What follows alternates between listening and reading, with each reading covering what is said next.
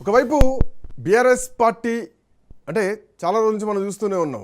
అటు మూసీ నది విషయంలో కానీ లేదంటే లగచర్ల విషయంలో కానీ మూసీ పరివాహక ప్రాంతంలో పోతున్నటువంటి ఇండ్ల విషయంలో కానీ చాలా అంశాల్లో బీఆర్ఎస్ పార్టీ ప్రధాన ప్రతిపక్ష పాత్ర పోషిస్తూ ప్రభుత్వాన్ని ఎక్కడికక్కడ క్వశ్చన్ చేస్తూ ఉంటాయి.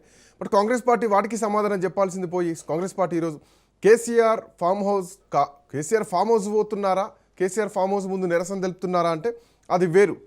బట్ ఒక ప్రభుత్వ ఆస్తి, ప్రభుత్వ క్యాంప్ ఆఫీస్, ఒక శాసనసభ్యుడి క్యాంప్ ఆఫీస్ పైన దాడులు చేయడం, ఇది ప్రజల ఆస్తిని ధ్వంసం చేసినట్టే, ప్రభుత్వ ఆస్తులు ధ్వంసం చేసినట్టే. సో ఇది పార్టీ దీనిపైన ఎట్లాంటి నిర్ణయం తీసుకుంటుంది అన్నది కూడా చూడాల్సినటువంటి అవసరం ఉంది. ఓవైపు సొంత పార్టీలోనే సొంత నిధులు సరిపోవట్లేదు అంటున్నారు, ఎక్కడా కూడా మేము బయటికి వెళ్ళేటువంటి పరిస్థితులు లేవని చెప్పేసి మహబూబ్నగర్ జిల్లాకు చెందినటువంటి ఎమ్మెల్యేలే మాట్లాడుతున్నటువంటి పరిస్థితుల్లో ఈ అధికార ప్రతిపక్ష మధ్య మాటల యుద్ధం ఉండాలి, కానీ అది కాస్త చేతల వరకు వెళ్ళి ఈరోజు ఆఫీసులను ఆస్తులను ధ్వంసం చేసేటువంటి కాడికి వస్తుంది. దీన్ని అందరూ ఖండిస్తున్నారు, బీఆర్ఎస్ పార్టీ నాయకులంతా ఖండిస్తున్నారు.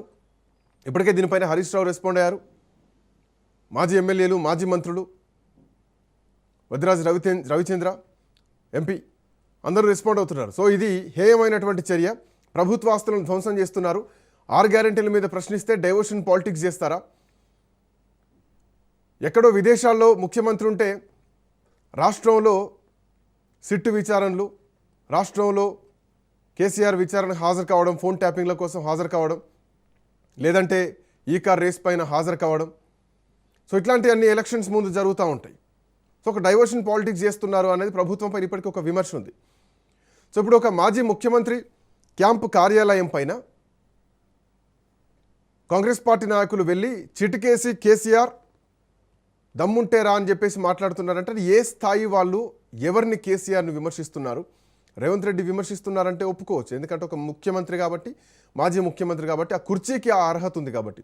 కానీ డీసీసీ చైర్మన్లు ఇప్పటివరకు ఒక్కసారి కూడా అసెంబ్లీలో అడుగుపెట్టినటువంటి వాళ్ళు, సో వాళ్ళు హైలైట్ అవుతారా కేసీఆర్ని విమర్శిస్తే?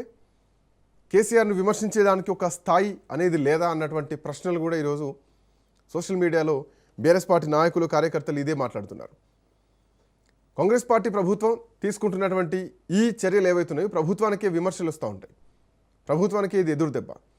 బట్ ఇట్లాంటి పరిస్థితుల్లో ముఖ్యమంత్రి అరికట్టాల్సింది పోయి ఇట్లాంటి దాడులను ఎంకరేజ్ చేస్తే తెలంగాణ సంస్కృతి ఏమిటి, కాంగ్రెస్ పార్టీ సంస్కృతి ఏమిటి?